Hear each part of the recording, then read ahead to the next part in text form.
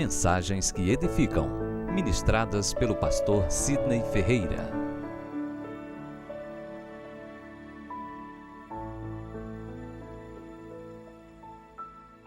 Bem, queridos, convido a igreja a abrir a Bíblia no livro de Atos, capítulo 2, versículo 47.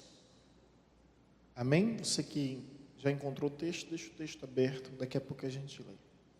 Após a promessa de Cristo, de que no tempo determinado o Espírito viria sobre a igreja, e esse mesmo Espírito capacitaria a igreja para o exercício da missão que foi confiada, e isso ocorre justamente no Pentecoste, conforme os irmãos bem sabem. O Espírito desceu e trouxe graça, unção, sabedoria, poder, autoridade, e desde então a igreja jamais foi a mesma. E o relatório da igreja a partir da experiência com o Espírito Santo é outro. Na verdade, antes do derramar do Espírito, essa estatística, essa informação não era tão agradável aos nossos olhos, porque a igreja estava trancafiada no cenáculo do templo, com as portas fechadas, com as janelas fechadas, com medo das autoridades romanas e judaicas.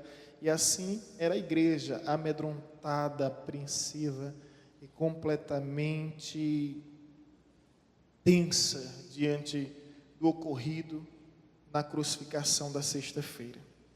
Mas o relatório seguinte é justamente esse: louvando a Deus e contando com a simpatia de todo o povo. Enquanto isso, acrescentava-lhes o Senhor dia a dia os que iam sendo salvos. A igreja, a partir do poder do Espírito, e nós falamos recentemente, há pouco tempo, que quando Jesus diz em Atos capítulo 1, versículo 8, mas recebereis poder ao descer sobre vós o meu Espírito, e ser-me-eis testemunha, Jerusalém, Judeia, Samaria, até os confins da terra. A expressão poder no original grego é dinamis, é a mesma palavra que originou a expressão dinamite. Então aquele poder é uma explosão, aquele poder é um impacto. E quando Jesus diz ser-me-eis minha testemunha, aquela palavra testemunha é maitria, que significa mártires, ou seja, os discípulos foram chamados para testemunhar em Jerusalém, Judeia, Samaria, até os confins da terra, com sua própria vida. Nós vimos isso há pouco tempo, e ainda sendo movido por esses estudos recentes, eu gostaria de falar sobre o que ocorreu com a igreja. E o que ocorreu esse é o relatório. Esse é o relatório que toda igreja deveria ter. Alcançava simpatia por causa da presença do Espírito, e Deus ia acrescentando. Ou seja, a igreja viveu um crescimento quantitativo, qualitativo. A igreja viveu uma experiência única de um avanço extraordinário em tão pouco tempo. Quando eu olho para esse texto, eu percebo que houve três crescimentos, três fatores de crescimento na igreja. O primeiro a ser considerado é que o crescimento é divino. Ok? O texto vai nos dizer o seguinte: enquanto isso acrescentava-lhes o Senhor. O crescimento é divino, a causa do crescimento é Deus. Quem é que conscientiza o homem do pecado, da justiça e do juízo? Não são as nossas elucubrações, a nossa eloquência, não é a persuasão humana, mas é o Espírito de Deus agindo, tocando, movendo corações, que vai fazer com que haja verdadeiramente a conversão. Então, nesse texto eu aprendo aqui três verdades: que o crescimento é divino, é Deus quem gera, é Deus quem promove. É possível que a igreja venha encher ao invés de crescer, e isso faz com que a igreja venha inchar. Ela fica inchada, mas não há um crescimento quando Deus não é o agente principal desse crescimento. O texto vai nos dizer: acrescentava-lhes o Senhor. Então nós percebemos que esse crescimento é divino, que esse crescimento também além de ser divino, é genuíno. O crescimento da igreja era genuíno, ou seja, era um crescimento verdadeiro. Acrescentava o Senhor quem? O número? Não. Não é simplesmente uma informação estatística. Não. Acrescentava o Senhor quem? Os salvos. Olha que interessante, gente. Então, o crescimento é divino, o crescimento é genuíno. Deus acrescentava salvo, ou seja, Deus enviava trigo para a igreja, não enviava joio para a igreja. Ok? Então, as pessoas que eram convertidas, eram verdadeiramente convertidas, não convencidas.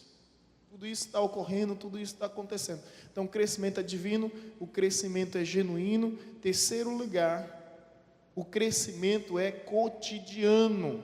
Essa versão não vai apresentar, mas essa outra vai dizer: enquanto isso, acrescentava-lhes o Senhor, dia a dia, os que iam sendo salvos. Ou seja, eu prefiro ainda, ao invés de cotidiano, crescimento contínuo. Não parava de crescer. Então, crescimento divino, crescimento genuíno e o crescimento contínuo. A igreja não cresceu em um só momento, a igreja continuou crescendo, crescendo, crescendo, crescendo. E o crescimento foi tão grande, que lá em Atos capítulo 15, versículo 3, vai nos dizer: enviado, pois, e até certo ponto acompanhado pela igreja, atravessaram as províncias da Fenícia e Samaria, e narrando a conversão dos gentios, causaram grande alegria em todos os irmãos. Ou seja, essa igreja, ela chegou aos lugares mais longínquos, aos lugares mais inóspitos. Paulo vai nos dizer em Colossenses que toda criatura ouviu falar de Jesus nesse período. As 4 províncias do Império Romano, Galácia, Macedônia, Acaia Proconsular, Ásia Menor, todas a civilização da época ouviu falar do Evangelho através desta igreja que trouxe esse grande impacto. Ao ler o livro de Rick Warren, o livro é Uma Igreja com Propósito. Esse livro já é um reflexo de um outro livro, que é Uma Vida com Propósito. E para quem não conhece, eu recomendo esse livro, é muito bom. Rick Warren é o pastor da igreja de Sidbeck, nos Estados Unidos, e ele fez um livro que é Uma Vida com Propósito. Você tem uma ideia, esse livro já era um best-seller, e se tornou mais conhecida como quando Mike Phelps, o campeão olímpico, por sinal, o maior campeão olímpico da história, o que mais tem, recordista de medalha, mais do que Usain Bolt, ele chegou a dizer que esse livro tirou ele do mundo dos entorpecentes, do mundo das drogas. Esse livro trouxe tanta influência à sua vida que ele conseguiu se regenerar através da simples leitura desse livro, Uma Vida com Propósito. Eu lembro que a igreja, no ano de 2009 ou 2010, adquiriu mais de 200 exemplares desse livro. Nós ministramos aqui uma igreja, Uma Vida com Propósito, e foi muito bom. Quando esse livro se tornou, só nível de conhecimento, tá? Quando esse livro se tornou um best-seller, depois do pastor ter mais de 20 anos, 15 a 20 anos da igreja, o pastor reuniu o conselho administrativo da igreja e disse: faça as contas. O conselho disse: como assim? E o pastor disse: faça as contas, eu quero saber tudo que eu recebi como prebenda pastoral, desde o dia que eu pisei aqui até hoje. E através da vida, do livro, da renda desse livro, ele devolveu tudo, e hoje ele vive apenas com 20% do que é vendido através desse livro, e o resto ele doa para a igreja. E eu li a história que ele diz: os pastores, nossos pastores da Sidbeck vão receber, porque a Bíblia diz: digno é o trabalhador do seu salário, é aquele que prega o Evangelho, viva do Evangelho, mas como Deus me deu essa condição, eu vou ter esse ato de ousadia. Para você ter uma ideia, eu estou falando isso para você ter uma ideia do nível de repercussão, de impacto do livro causado no mundo. Se você não tem, você pode adquirir, né? Aí o livro Uma Vida com Propósito, ele gerou o outro livro, Uma Igreja com Propósito. Eu já li, não só uma vez, mas algumas vezes. Nesse outro livro, Uma Igreja com Propósito, ele faz uma simples pergunta: É um simples questionamento que nos leva muito a pensar. Ele diz: estamos fazendo a pergunta errada. Hoje estamos perguntando por que a igreja não está crescendo. Por que a igreja não está crescendo? Essa é uma pergunta equivocada. A pergunta certa é: o que está impedindo a igreja de crescer? Porque o crescimento para a igreja é algo natural. Deus espera o crescimento quantitativo e qualitativo, e nós sabemos que o crescimento qualitativo, ele gera o crescimento quantitativo. Então, o propósito de Deus é que a igreja venha crescer.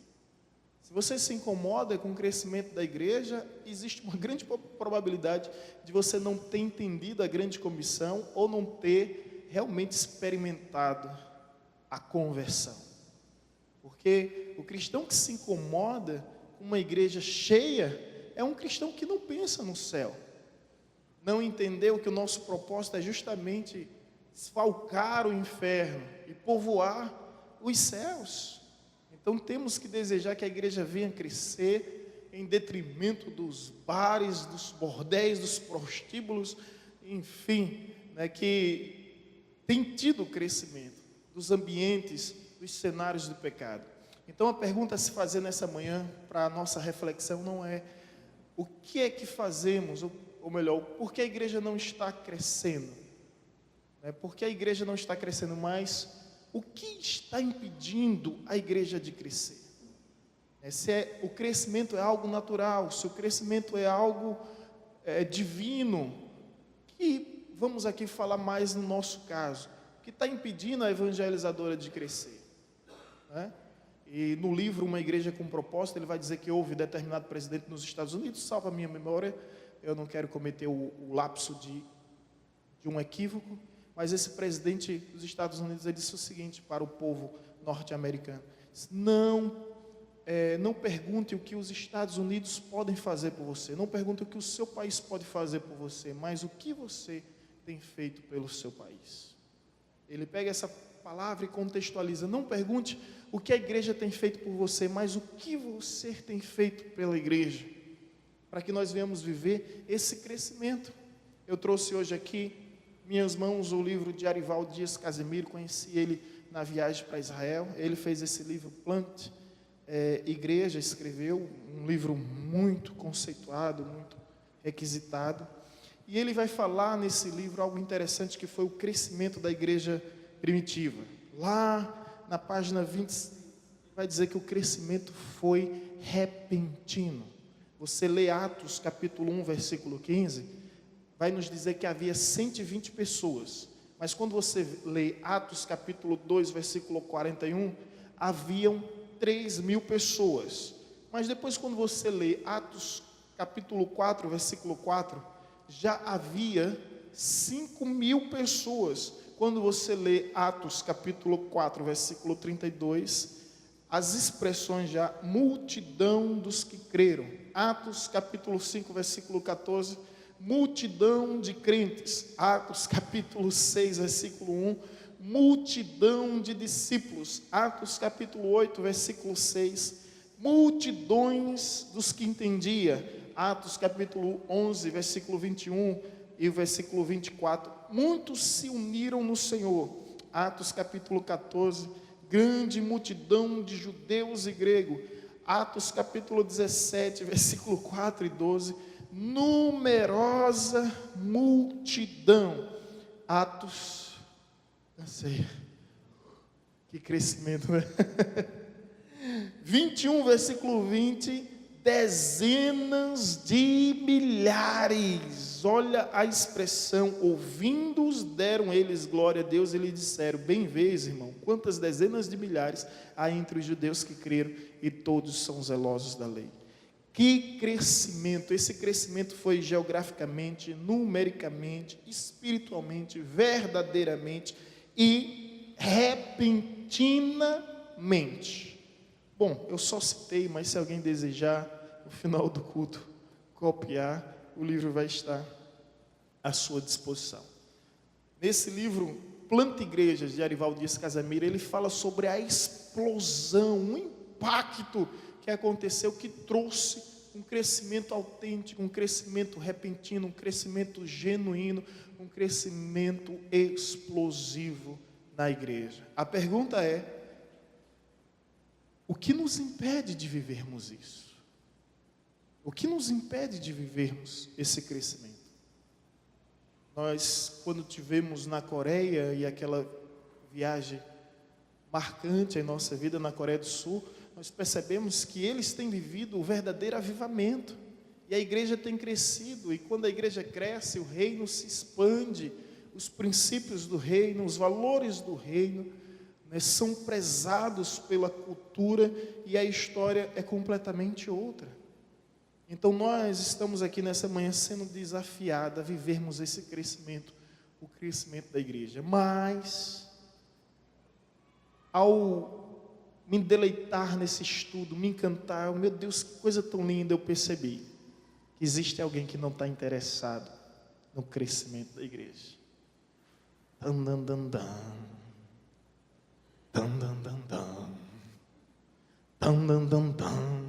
Quem é esse que não está interessado no crescimento da igreja? E eu gostaria de falar agora, não mais sobre o crescimento da igreja, mas sobre as estratégias de Satanás para deter o crescimento da igreja. Ficou até um tema longo, né? Eu não gosto de temas longos, talvez esse seja o tema mais longo das prédicas e homilias. As estratégias de Satanás para deter o crescimento da igreja. Era Deus agindo dos céus, mas também era o diabo agindo do inferno. E se você for perceber agora, é o que nós vamos falar um pouco no livro de Atos, 3 principais estratégias do diabo para parar a igreja, para deter o avanço da igreja. Nós vimos em Atos capítulo 2, versículo 47, enquanto isso acrescentava-lhes o Senhor dia após dia. Então, a gente vai vendo o crescimento em Atos 2, Atos 3, mas quando chega em Atos 4, a gente já se depara com a primeira estratégia de Satanás para deter a igreja.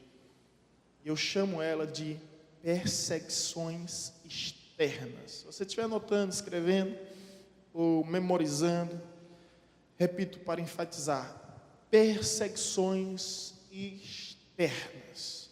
Então, a igreja está crescendo, mas a Bíblia vai nos dizer que as autoridades judaicas se incomodam com o crescimento da igreja. E ao se incomodarem, convocam um conclave, proclamam um concílio, e a partir dali eles decidem perseguir a igreja. Em Atos capítulo 4, nós agora estamos em Atos capítulo 4, vai nos falar sobre a perseguição de Pedro e João. Eles foram presos, eles foram aprisionados, detidos, porque eram proibidos de falar de Jesus. Ou seja, o inimigo tentou de todas as formas intercalá-los. E a partir dali, não havia mais liberdade religiosa, e eles começam a viver essa perseguição externa. Essa perseguição que cai sobre a igreja, e depois você vai ver em outros capítulos que ela se torna maior, onde Herodes se reúne com os judeus, e aí são os romanos e os judeus perseguindo os cristãos, até você se deparar lá na frente com a morte de Estevão, no capítulo 7, sendo apedrejado, e também Tiago, o primeiro mártir entre os apóstolos. Mas, o que vem ao caso aqui é enfatizar essa verdade. A primeira estratégia de Satanás foi a perseguição externa, é a perseguição que vem do lado de fora. A igreja se tornou um incômodo. Um incômodo, gente, em todos os aspectos. Um incômodo espiritual, porque acreditava em um só Deus. Ou seja, o politeísmo romano e grego para o cristianismo não tinha nenhum valor. Torna-se uma ameaça, além de espiritual, social, cultural, econômica, porque os cristãos não são idólatras, não se curvam diante de imagem, não compram talismã nem amuletos. Então tudo isso vai gerando uma crise naquele período, porque, como vocês viram, dezenas de milhares de pessoas se convertendo. Então, são pessoas perdendo seus clientes, né? Pessoas que fabricam ídolos perdendo seus clientes. Então, cria todo esse transtorno. E a religião judaica também se sente ameaçada. Então a perseguição vem com toda atrocidade, vem com toda fúria, vem com toda voracidade sobre os verdadeiros cristãos. Mas eu aprendo também que a perseguição é apenas uma estratégia de Satanás para deter. Ela, ao contrário, ela promove um crescimento maior. Gente, é incrível quando você estuda a história da igreja, você vai perceber que a perseguição não detém, a perseguição, ela cresce a verdadeira igreja. Até Justin Martyr, ele tinha dito que o sangue do mártir é a semente da igreja. Você mata um hoje, na época, né, milhares de pessoas se convertiam, milhares de pessoas chegavam a Cristo Jesus. Então, a repercussão que se havia por meio da perseguição se tornou até positiva. Perguntaram uma vez para o reitor do seminário presbiteriano aqui em Recife, o nome dele é Francisco Leonardo, e disseram o seguinte: reitor, a perseguição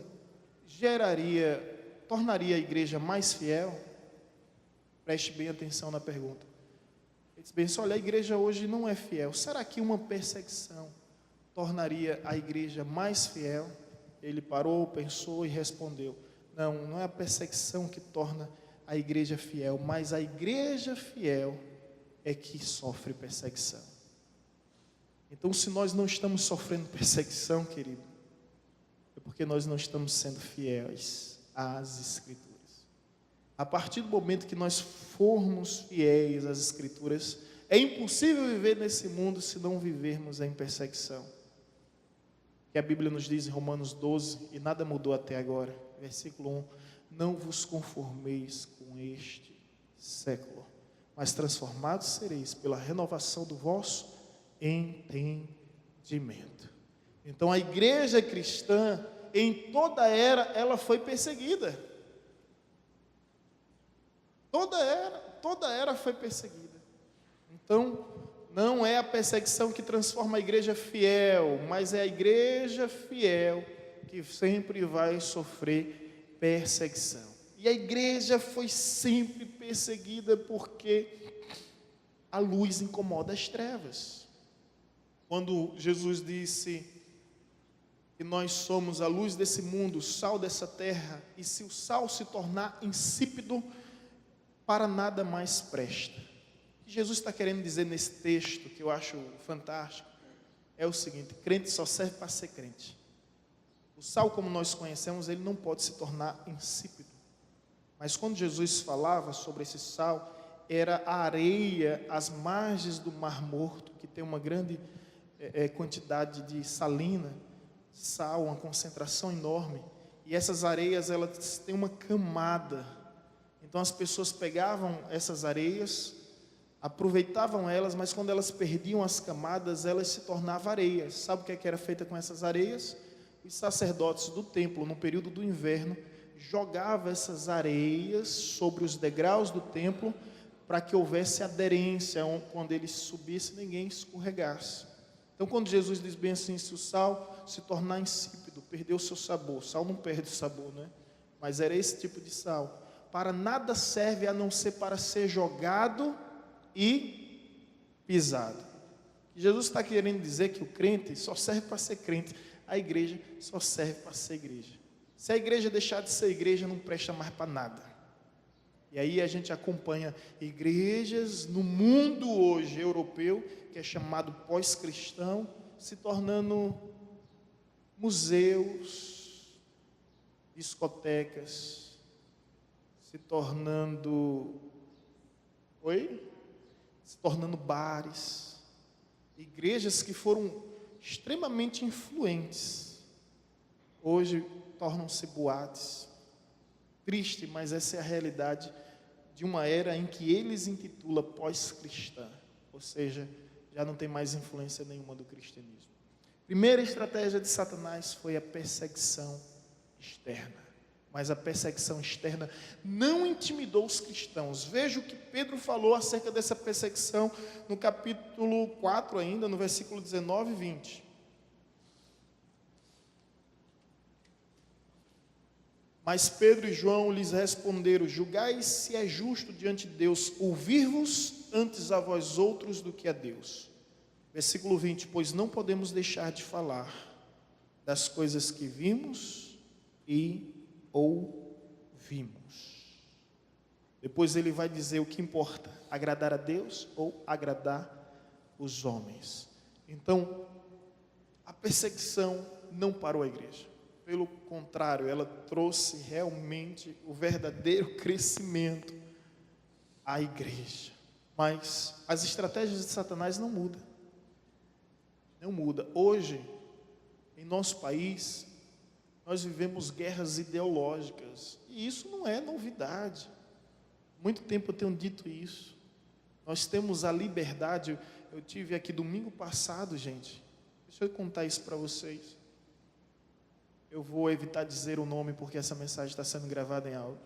Mas domingo passado, um missionário nos procurou aqui logo acabar o culto. Nós oramos por ele, quem estava aqui viu. Ele passou 11 anos na Índia. 11 anos na Índia. E eles disseram que uma família só se converteu. E quando ele se converte, as palavras do missionário Cláudio, eles se convertem de verdade. Eles se converteram, o governo cortou o gás. Depois de um tempo cortou a água. Depois de um tempo cortou a energia. E eles ficaram padecendo. Os vizinhos são proibidos de ajudar. Se ajudarem, serão confiscados da mesma forma. E aí quem ajudava os cristãos, e mesmo assim de uma forma bem sutil, né? Porque o governo não pode saber. E eles não negaram. O governo ficou tão impressionado que chegaram para ele e disseram: eu já vi pessoas deixando a deidade Shiva pela deidade Ganesh. São as principais entidades da Índia, de uma nação que tem 33 milhões de deuses. E Jesus não está no meio desses 33 milhões, porque para eles Jesus não é Deus. A cultura é animismo. Toda a criação inanimada tem espírito. E a cultura é panteísmo. Tudo é Deus, Deus é tudo para esse povo. Você ter uma noção da gravidade da situação, e por isso que a Bíblia diz: o meu povo perece por falta de conhecimento. Aí o governo chegou para essa família e disse bem assim: olha, já vi pessoas deixarem suas divindades por qualquer motivo, por qualquer razão, mas vocês permanecem fiéis ao cristianismo, então vou permitir que vocês abram um templo. Eles construíram o templo, e glória a Deus, esse templo existe. No entanto, contudo, entretanto, todavia, porém, se o próximo líder não gostar dos cristãos, ou até esse mesmo que permitiu o líder achar ruim, ele pode destruir a qualquer momento o templo. Isso é a igreja sofredora, gente. É a igreja que não tem Bíblia, é a igreja que não tem um espaço desse para adorar a Deus, louvar a Deus. É a igreja que você não pode evangelizar. Ele chegou a nos dizer que ele, a família, ele, a esposa e os dois filhos, um pré-adolescente, uma já adolescente, chegaram a passar 24 horas sendo interrogado. Chegava para o menino dele: vocês estão fazendo o que aqui? Chegava para a filha dele, tudo separado: vocês estão fazendo o que aqui? Chegava para a esposa: vocês estão fazendo o que aqui? Chegava para ele: vocês estão fazendo o que aqui? Deixavam eles 20 minutos, meia hora depois, vinham e faziam as mesmas perguntas. Quão terrível é viver nessa igreja sofredora, né? Existe uma igreja sofredora. Nós temos a liberdade de adorar e às vezes nós não valorizamos essa liberdade. E ele compartilhou. Eu ia compartilhar algo que ele comentou, mas deixa para uma outra ocasião. Mas o que vem ao caso é que nós vivemos em um país de, entre aspas, uma liberdade física, graças a Deus por isso, mas ao mesmo tempo de guerras ideológicas. Guerras ideológicas. O nosso país permite que você seja cristão nominal. O que é o cristão nominal? É cristão de nome. Eu sou cristão, eu sou cristão, eu sou cristão.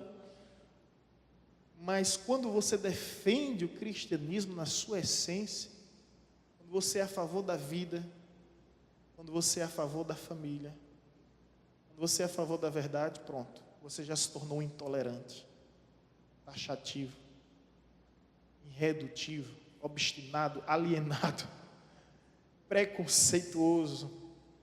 Pronto, você já perdeu o seu valor, você já perdeu a sua importância. É ideologia, é a doutrinação partidária que existe em nosso país, e essa é uma realidade. A gente não está falando aqui de política, nem de partidos políticos, não. A gente está falando de ideologias. Então a gente vive dentro de uma guerra ideológica.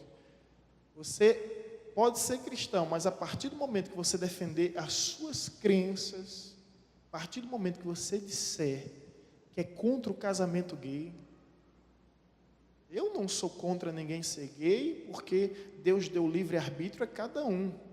Então o próprio Deus deu liberdade para que o homem escolha o que quiser. Então quer ser gay, meu filho, seja feliz, vá, viva a sua vida feliz. Agora, a partir do momento que você quiser legalizar a iniquidade, ou seja, tornar casamento, permita-me falar isso, nenhuma legislação, civilização no mundo pode redefinir uma palavra que é anterior a ela. Então a palavra casamento, ela antecede toda cultura, toda lei humana. Casamento vem de acasalamento, e acasalamento está relacionado à procriação, e procriação só é possível através de um homem e mulher. Isso não é religião, isso é ciência, é o código genético, XX e XY, né? São os cromossomos. A partir daí é que existe vida, caso contrário não pode. A pessoa pode mudar o fenótipo todinha, mas o genótipo não altera. Não altera. Você vai lá, quando pega o DNA, vai identificar. É homem e é mulher. A pessoa pode ser um andrógeno, sabe? O andrógeno é aquele que você olha e não sabe identificar o que é, né? Mas o DNA vai revelar. Então a palavra casamento é cristã. Querem exigir os nossos direitos, mas não querem cumprir os nossos deveres. Casamento para a Igreja Católica é sacramento. Para a Igreja Evangélica é ordenança. Mas para a Igreja Católica é sacramento. A Igreja Católica trata o casamento muito mais sério do que os evangélicos. É sacramento, é algo completamente sagrado. Amém? Então, estou dando um exemplo aqui, gente. Se você disser, olha, eu sou contra o casamento, pronto. Você é intolerante, preconceituoso, né? Isso é discriminação, quando na realidade não é. Eu disse, quando eu estava fazendo arqueologia na UNEB, todo dia eu tenho uma reunião com a coordenadora do curso, todos os dias, porque eu não conseguia ficar calado, aí uma ressalva, professora. Ela, de novo, pastor, eu de novo. Fiquei lá o antiquado da história. Mas, enfim, eu acho que eu me expulsei antes de ser expulso. Desisti do curso. Todos os dias tinha uma polêmica, todos os dias tinha uma contradição, e a gente, sem animosidade, mantendo a compostura respeitosa, sem degladiar, sem ofender, sem agredir ninguém.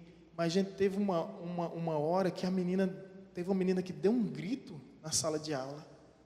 Eu disse, eu falei, aí a menina disse, eu quero uma réplica. Hoje não. Aí depois eu disse, por favor, a tréplica, eu quero a tréplica. Era um debate. Aí a menina deu um grito, chega, toda vez é isso, fique com sua religião para você. Eu fiquei assim assustado. Pastor Weldson, da Pentecostal, estava com a gente, inclusive vai estar se formando esse ano. Eu fiquei assim, pasmo, sabe? Ele disse, com licença, o colega não fez nada de mal. O colega só apresentou uma opinião no campo das ideias e gerou essa repercussão toda. Eu fiquei assustado com o grito da menina, mas eu sabia o que havia por trás. Você pode olhar o semblante, o olhar da pessoa quando você defende a sua fé. Se a pessoa realmente vai de encontro, o humor muda, o astral muda, sabe? E você já começa a ser visto como inimigo, como um adversário. E, meus irmãos, não adianta. Não adianta. Deixa eu dizer algo aqui bem sério. Jesus disse o seguinte: vocês serão odiados por todas as nações e perseguidos por todos os povos por causa do meu nome. Mas aquele que perseverar até o fim será salvo. E Yuri estava me contando. Yuri, Deus abençoe. Que quem conhece Yuri aqui sabe que ele é tranquilão, rapaz. Um homem que a gente pode dizer que é manso, né? Ele vinha no ônibus e tinha uma pessoa lá, sabe, corrompendo, adulterando toda a Bíblia. O espírito da justiça bradou mais alto no seu coração e ele não suportou.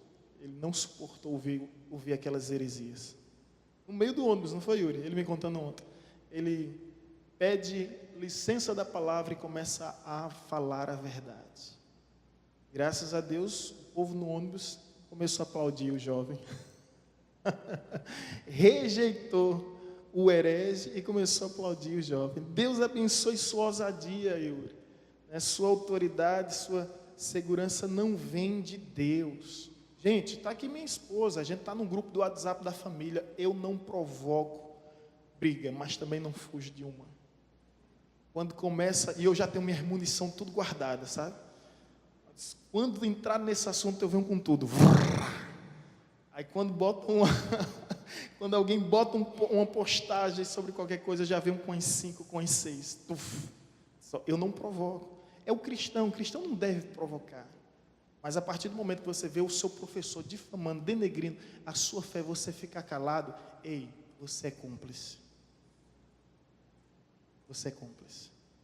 A cumplicidade, ela está relacionada a sermos conivente e complacente. Conivente é aquele que participa do ato. Complacente é aquele que vê tudo, mas finge que não vê. Que ouve tudo, mas finge que não ouve. Esse é o complacente. Ambos são cúmplices. Cuidado, que a omissão, ela é pecado. Amém? Então a perseguição veio, essa perseguição existe e essa perseguição é o que atrapalha a igreja de viver o verdadeiro crescimento. Mas não só a perseguição. Aí nós estávamos no capítulo 4 falando sobre a perseguição externa, agora vamos no capítulo 5. Existe outro problema, outra estratégia de Satanás.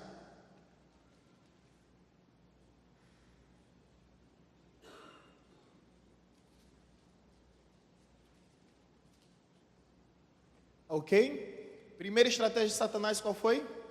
Perseguição externa. Segunda estratégia de Satanás, está aqui, ó, no capítulo 5. Hipocrisia interna. Ou seja, já que a primeira estratégia não funcionou, que era a perseguição externa, agora ele se infiltra.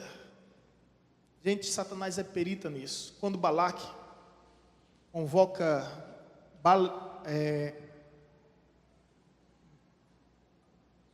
como é o nome do feiticeiro? Balaão. O Balaque contrata Balaão para profetizar contra Israel. As 3 vezes que ele foi profetizar maldição, ele profetizou bênção e ele disse: contra Israel de Deus não existe maldição, não existe simpatia, não existe feitiçaria. Eu não posso amaldiçoar quem Deus tem abençoado. Então o rei insistiu: rei, como é que nós podemos destruir? Olha só, a mentalidade do feiticeiro. Vamos nos infiltrar no meio deles, sermos como eles, falar como eles, e quando eles se acostumarem com a gente, nós vamos perverter o coração deles. E assim fizeram uma falsa aliança, e na primeira oportunidade em que o arraial de Israel estava muito tempo fora, o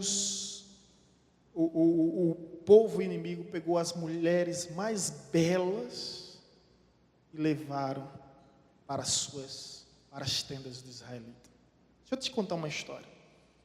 Quando estava um camarada na tenda com uma prostituta dessa, com uma mulher da vida dessa pagã, e a Bíblia era muito clara sobre isso, surge um camarada chamado Finéias. Finéias era neto de Arão, sumo sacerdote. Sabe o que Finéias faz? Se escandaliza e fica horrorizado. Ele pega uma lança, ele invade a tenda onde estava havendo pecado, e ele desfere aquela lança ao ponto que ela vem cravar o judeu e a meretriz. Mata. Gente, é forte isso, né? Deus chama a atenção de Moisés e diz: o nome de Finéias será lembrado para todos sempre, porque ele demonstrou zelo ao meu nome, e por causa dele a praga será cessada. Que coisa! É quando Deus requer um ímpeto nosso, uma atitude de zelo, porque, a grosso modo, foi algo implacável, mas foi a solução que Deus aprovou para a situação. Ele pegou uma lança e desferiu. Enfim, voltando ao que realmente interessa, as estratégias do inimigo não mudaram. Ele se infiltra em nosso meio, sutilmente, sorrateiramente, e vem a hipocrisia interna. Que hipocrisia é essa? Eu vou falar no capítulo 5.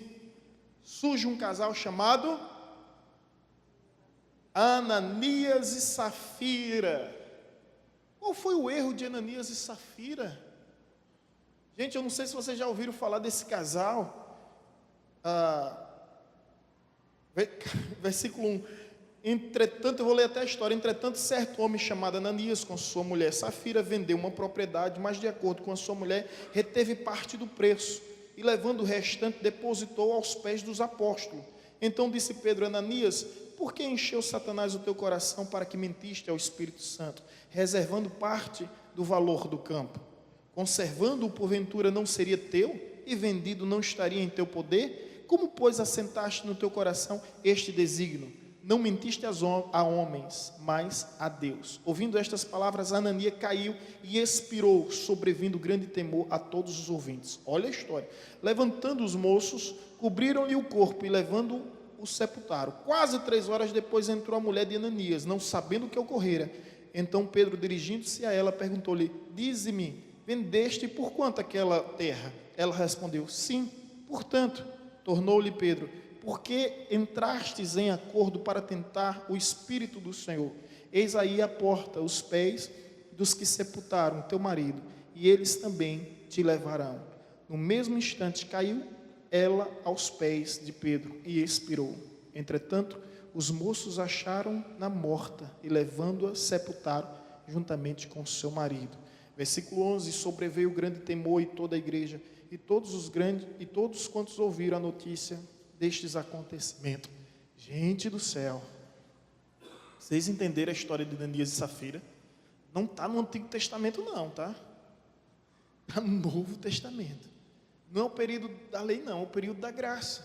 Então Ananias e Safira eram um casal, e simplesmente venderam uma posse, o terreno, e foram aos apóstolos e disseram: olha, nós vendemos por tanto.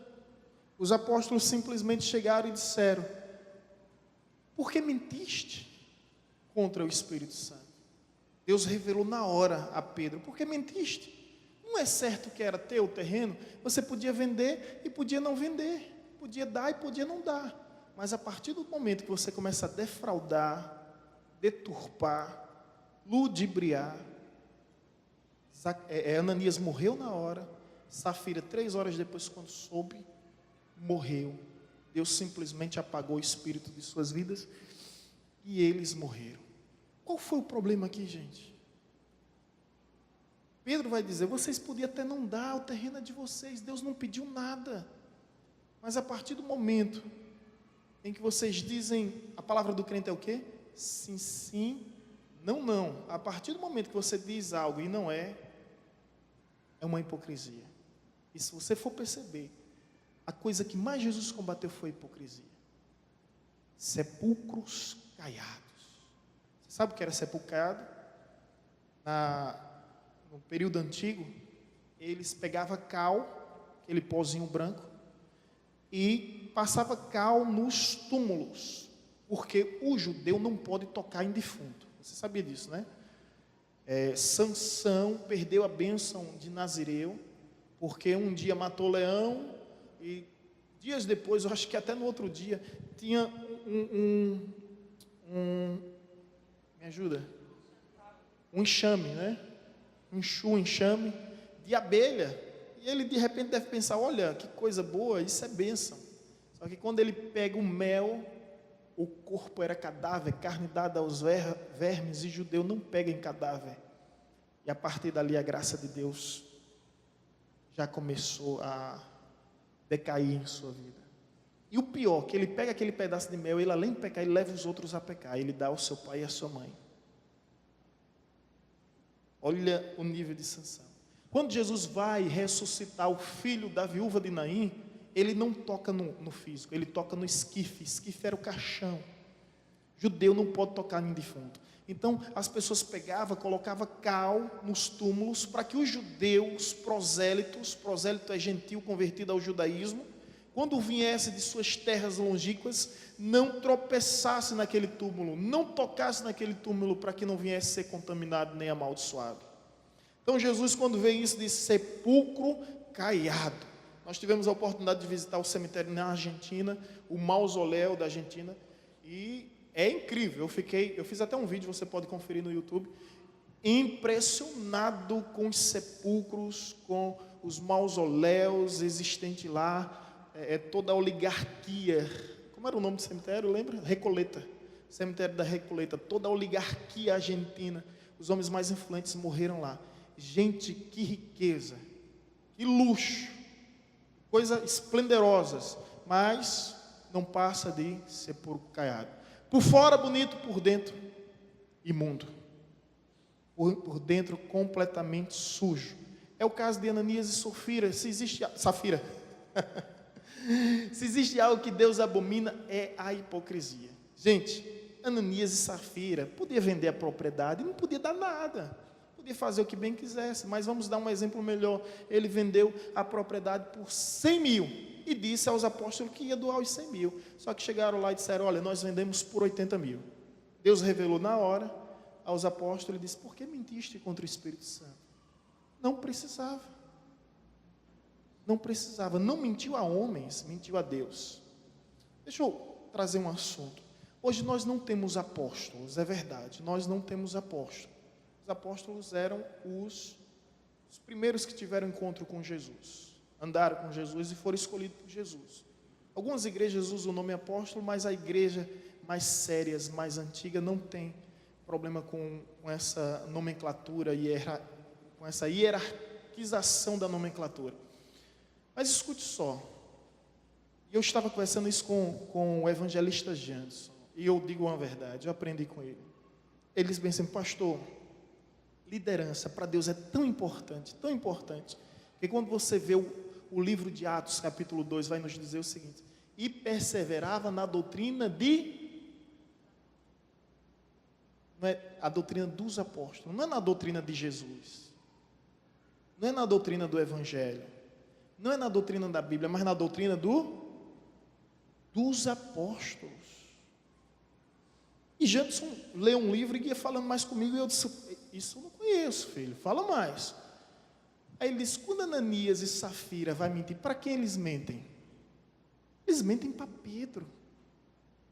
Só que Deus intervém na história e diz, não mentiste para homens, mentiste para Deus. Interessante, rapaz, conta mais. Ele diz bem assim, quando Judas pecou, ficou 11 apóstolos, pastor. Depois eles vão escolher um outro apóstolo. E tinha vários lá, homens de boa reputação, de bom exemplo. O que eles fazem para escolher? Eu disse, a sorte. Eles tiram a sorte, não sei se foi 0,1 em Popá, o menor graveto, com a mais tesoura, papel, como é? Pedra, papel e tesoura, eu não sei como foi lá. Sei que eles tiraram a sorte e a sorte caiu sobre Matias. Gente, presta bem atenção que eu aprendi isso com uma ovelha do evangelista Janderson. A vida toda eu fiquei horrorizado como os apóstolos escolheram o substituto de Judas. Sorte! Para mim isso era leviano e inconsequente. Aí Jantes disse: pastor, permita-me a ressalva. Os apóstolos tinham tanta certeza que Deus estava com eles, mas tanta segurança, que eles não formalizavam as decisões. Bom, vamos tirar sorte. O que for decidido, Deus vai honrar a nossa autoridade. E assim vem Matias para substituir Judas. Eu pedi a orientação do livro, ele me passou. E ele está falando todo o tempo aqui sobre a autoridade de uma liderança. A autoridade de um apóstolo. Apóstolo não existe, mas existe lideranças. De dar a visão, de trazer a direção. Gente, olha o que está escrito em Zacarias. Perdão, em Malaquias, capítulo 2.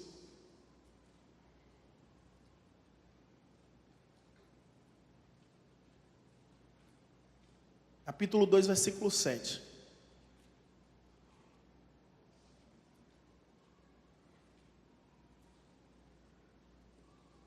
Escutou? Olha, abriu, encontrou? Olha só. Pois os lábios do sacerdote devem guardar o conhecimento, e da sua boca devem os homens procurar a instrução, porque ele é o mensageiro do Senhor dos Exércitos. Veja que responsabilidade. Veja que responsabilidade que existe sobre um sacerdote, sobre a autoridade. Qual foi o erro de Ananias e Safira? Foi não ser instruído por uma autoridade existente na sua época. Tem outro texto que vai dizer o seguinte, vamos ler, Tiago capítulo 3, versículo 1. Tiago 3, 1. Agora, ai do apóstolo, sacerdote, pastor, se não prestar bem atenção nesse versículo. Meus irmãos, não sejais muito de vós mestre, sabendo que receberemos um juízo mais severo. É forte, né? Deus está querendo dizer: sacerdote, eu vou te usar, apóstolo, eu vou te usar, mas saiba que lá no dia do julgamento haverá uma sala especial, onde a gente vai se encontrar. É pau, né? É pauleira, é pancada. Haverá uma sala especial, pois, olha o que nos diz, sabendo, haverá juízo mais severo sobre os mestres. Quando eu li esse texto no seminário, eu fiz uma aliança com Deus, fidelidade à palavra. Se a Bíblia falar, eu falo. Se a Bíblia não falar, eu não falo. Eu fiz essa fidelidade. Voltando ao texto, para não nos delongarmos muito. Perseguição externa, hipocrisia interna. Jesus contou uma parábola, escuta bem essa parábola. Jesus disse que um homem fez uma plantação de trigo, mas à noite, nas trevas, na escuridão, sem ninguém saber, veio o inimigo e lançou sementes de joio. Ambos cresceram, e os discípulos, os servos perguntaram: Senhor, vamos separar o joio e o trigo? E Jesus disse, o mestre disse: não separe joio e o trigo, deixe crescer juntos, para que no dia da colheita os meus anjos façam a separação. Não é homem que separa joio e trigo, trigo e joio. Não é homem. Tem que deixar os dois crescerem juntos. A agricultura explica isso. Eu tive um pastor que explicou isso no seminário. Quando você tira um joio, você mexe, fere 3 trigos, que ao invés de nascerem reto, eles vão nascerem inclinados, eles vão ficar doentes. Olha que interessante, gente. Então você tem que deixar os dois juntos, e você só vai poder, para não comprometer, no dia da colheita. Aí você vai tirar o trigo e joio. Então, líder ministerial, não inventa de tirar joio no meio de trigo. Pastor, não tem que tirar joio do meio de trigo, tem que deixar crescer junto. Quem vai fazer isso é o anjo no dia do julgamento final. Não somos nós. Agora, pastor, temos como saber quem é trigo e joio? Temos. O que a Bíblia diz? Pelos frutos conhecereis as árvores. Colhe-se, pois, uvas dos espinheiros, figos dos abrolhos. Pelos frutos se conhece as árvores, mas não nos compete fazer isso. Às vezes eu sou abordado com alguns irmãos e diz: pastor, até quando? Pastor, até quando? Não queira que eu faça algo que não me compete. Tem que orar. Os anjos dos céus farão isso. Agora, voltando à parábola de Jesus, sabe o que é que ela quer dizer? Sabe o que é que essa parábola quer dizer? Que Deus faz a plantação de trigo na igreja, mas o diabo, na escuridão, nas trevas, vem e levanta joios. É isso que a parábola está dizendo. É forte, né? Não tem outra explicação para essa parábola de Jesus. Então, Ananias e Safira, quem eram? Instrumento do diabo para deter a igreja. Ou seja, hipocrisia interna. Agora, terceiro lugar, última estratégia de Satanás para deter a igreja. Você vai percebendo, gente, capítulo 4, capítulo 5, capítulo 4, capítulo 5, capítulo 6, última estratégia de Satanás.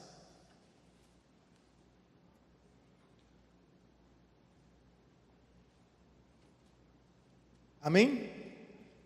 Atos 6. Ora, naqueles dias multiplicava-se o número dos discípulos, houve murmuração dos helenísticos contra os hebreus, porque as viúvas deles estavam sendo esquecidas na distribuição diária.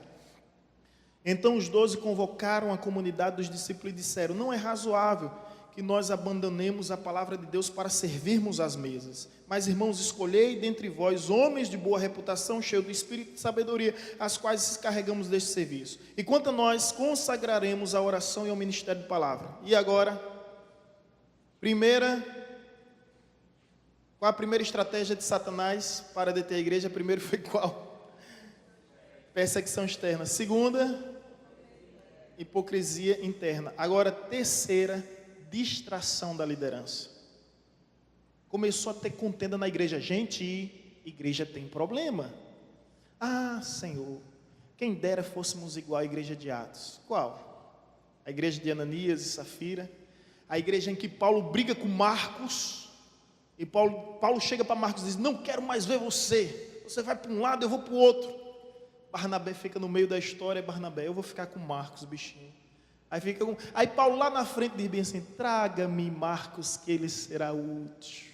Ou seja, a igreja tem problema, a igreja não pode viver no problema. Ah, mas como eu queria ser igual à igreja primitiva. Qual delas? Coríntios, onde, gente, é até escandaloso falar dos pecados de Coríntios, onde um camarada possuía a mulher do seu próprio pai, e a igreja estava calada, não fazia nada. O apóstolo Paulo diz bem assim: vocês têm que entregar esse camarada ao diabo. Paulo era tão carinhoso, né? Tão gentil, tão meio, que ele diz bem assim: entreguei fulano a Satanás para que esses aí vão para o inferno. Que camarada dura era Paulo. Paulo era colérico, o temperamento dele é cólera. Pedro sanguíneo, sangue. Mas enfim, houve distração da liderança.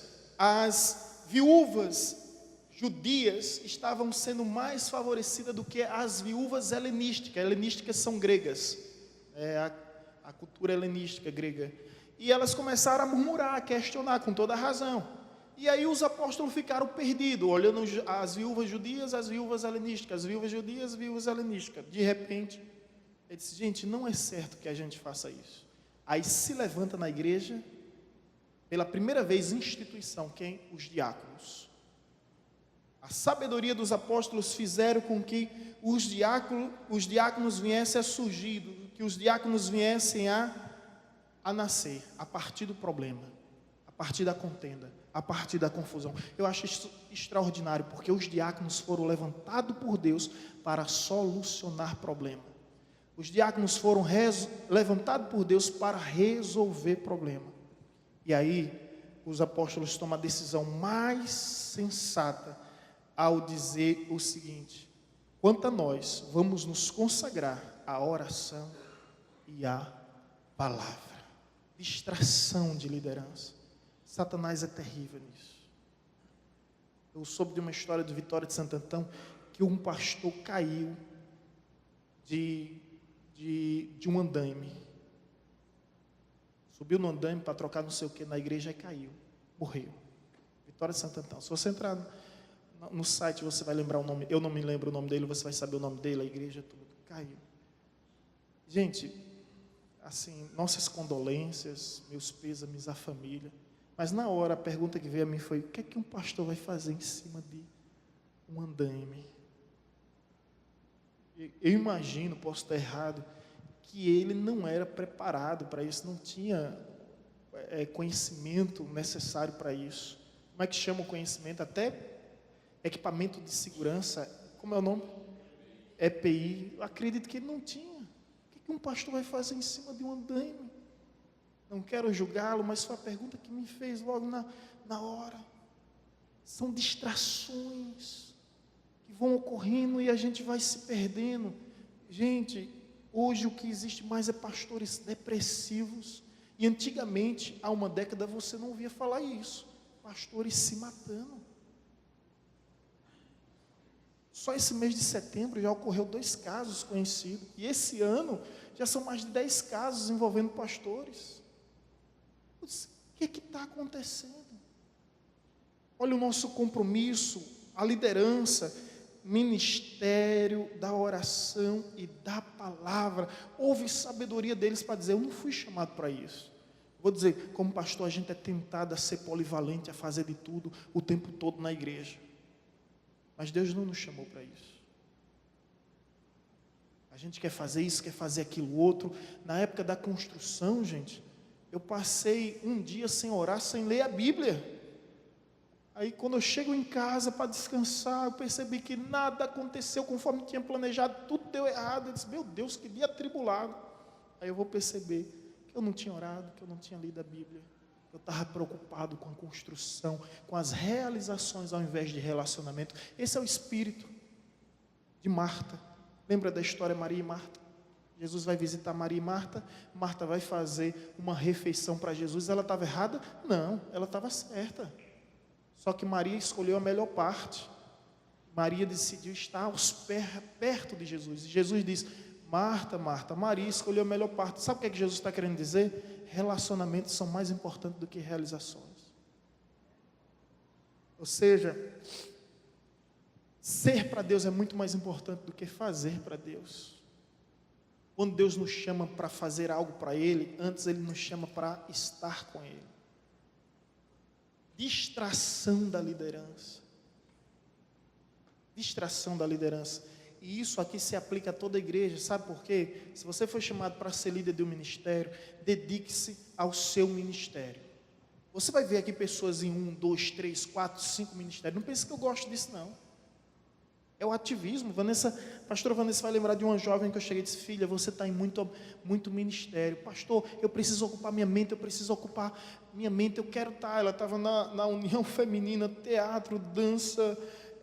Gente, era tanto ministério, louvor, de repente deu uma estafa ministerial. Pá! Não consigo fazer mais nada. Escolha o seu ministério de acordo com sua vocação, seja lá qual for a direção de Deus, se dedique a Ele. Se dedique a Ele. Sabe quando Jesus diz, não pode servir 2 senhores ao mesmo tempo? Com isso nós aprendemos a lei da prioridade.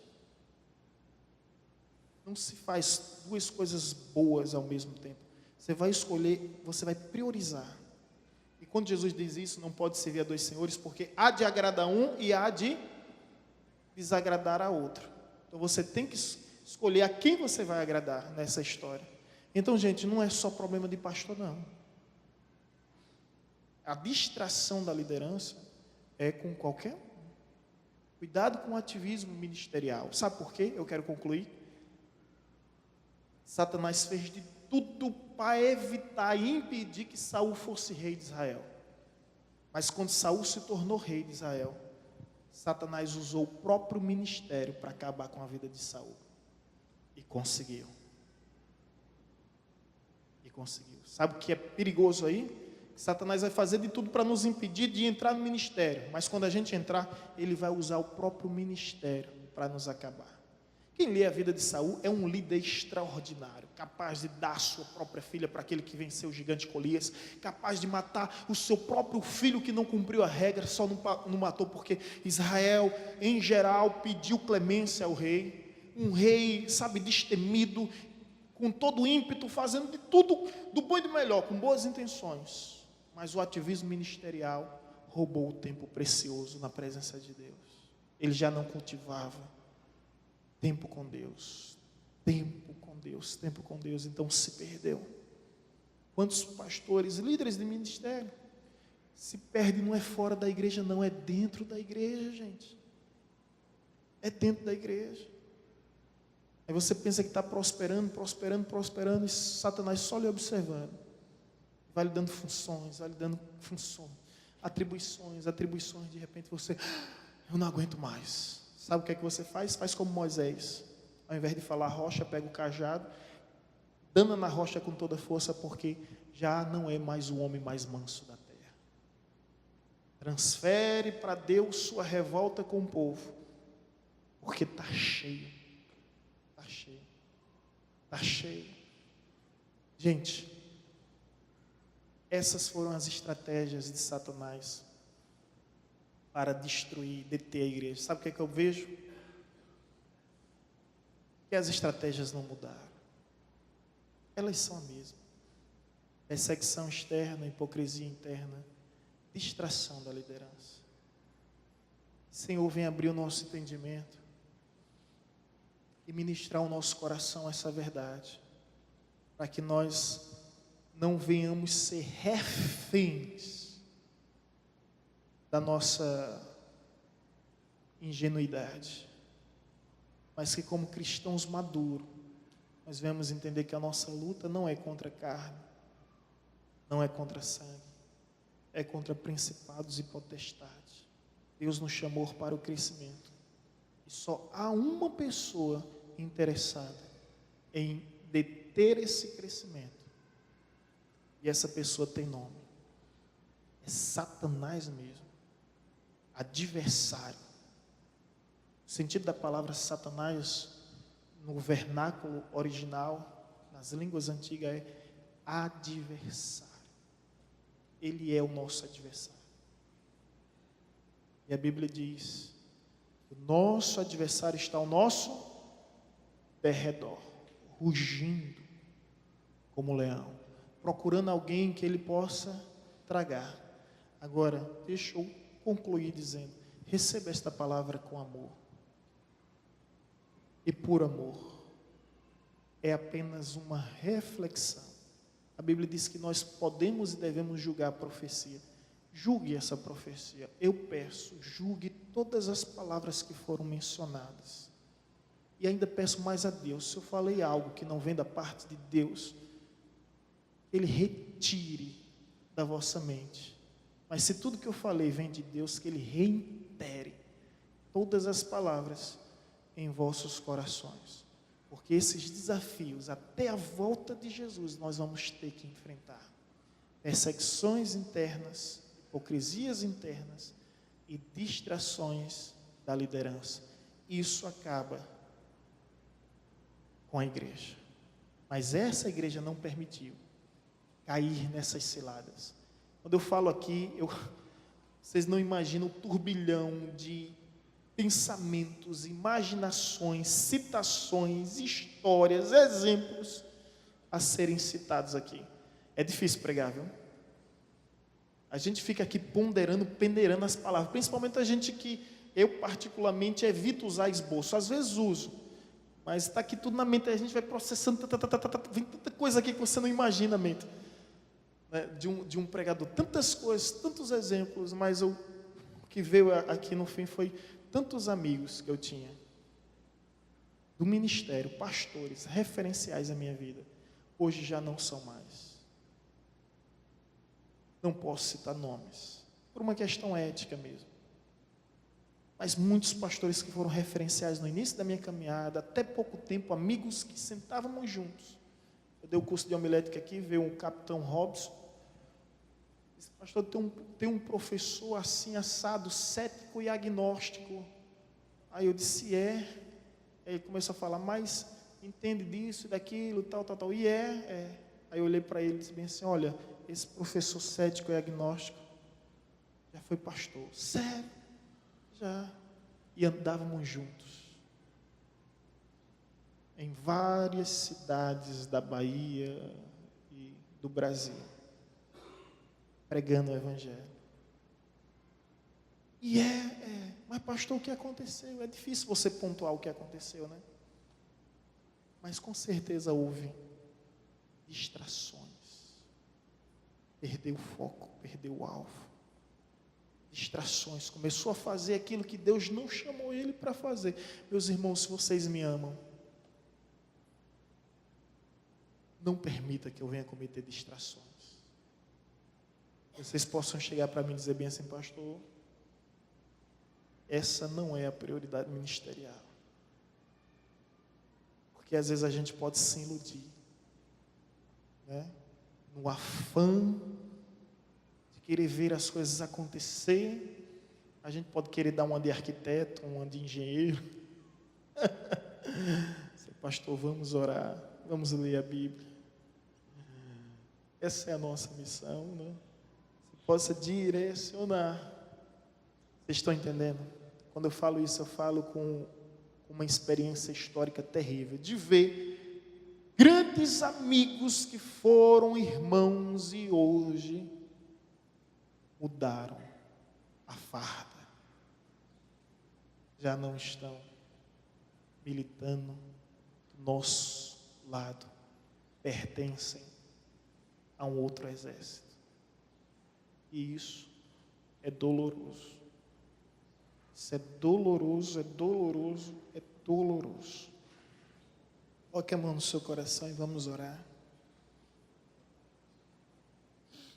Pai, em nome de Jesus, rogamos a Tua bênção, a Tua direção sobre as nossas vidas, para que o Senhor venha nos instruir na verdade do Evangelho, para que o Senhor venha nos guardar de toda a influência do mal, que o inimigo não encontre acesso à nossa mente nem ao nosso coração, e o Senhor venha nos guardar e nos livrar de todo mal, não mediante a méritos humanos, mas por intermédio da Tua graça divina. Não somos melhores, nem melhores queremos ser do que ninguém, mas buscamos sim Te servir da melhor forma, dando sempre a Ti o nosso melhor. Que o Senhor seja digno de todo o nosso louvor, devoção e adoração. Que o Senhor nos ensine, depois de 2000 anos, a sermos uma igreja relevante, a despeito de todos os desafios que nós temos em nossa geração. Que o ativismo não venha roubar a nossa essência, e que as tendências atuais, modernas, não venham ofuscar a nossa visão. Nós sabemos que fomos chamados para conquistar territórios, para conquistar vidas, para implantar o Evangelho do Teu reino. Que as estratégias do inimigo não venham nos deter, não venham nos impedir de avançar. Que o fogo do Teu Santo Espírito venha arder sempre em nossos corações, para que não venhamos entrar na estatística daqueles que olharam para trás, mas que venhamos ser referenciais daqueles que perseveraram até o fim, combatendo um bom combate, completando toda a carreira e guardando a sua fé. Nos ensina, Senhor. Essa é a minha humilde oração.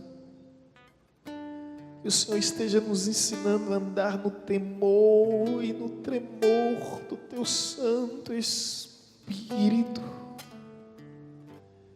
E se há alguém em nosso meio que pensa que estar em pé, que ore, ore, ore, para que não caia, nas ciladas do inimigo, nas estratégias do adversário. Ser conosco, Senhor, em todo tempo e para todos sempre. Amém, Jesus.